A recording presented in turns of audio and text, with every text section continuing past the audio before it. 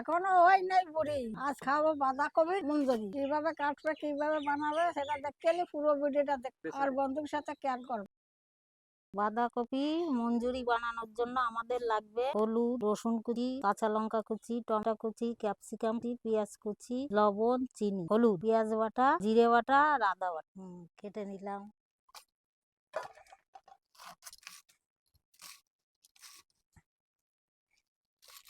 মিক্সারে জল দিয়ে নেব।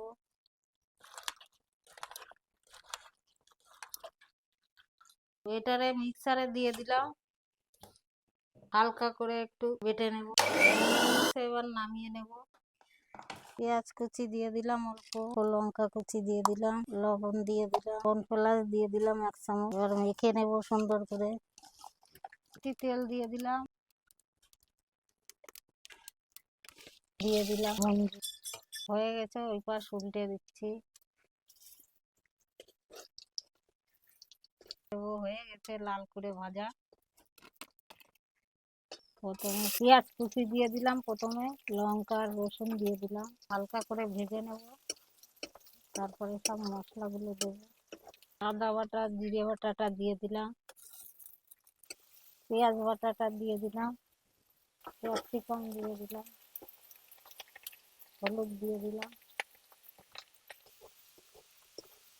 টমেটো দিয়ে দিলাম, দিয়ে দিলাম কর্নফ্লেক্সের জলটা, ঢাকা দিয়ে দিলাম। 5-6 মিনিট ঢাকা থাকবে। হয়ে গেছে মনে হয়। এবার ওটাকে দিয়ে দেবো মঞ্জুরিটা।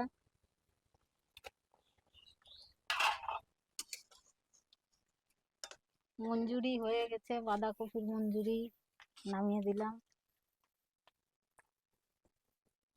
কোনো হয় নাই বুড়ি। আজ খাই বাঁধাকপির মঞ্জুরি।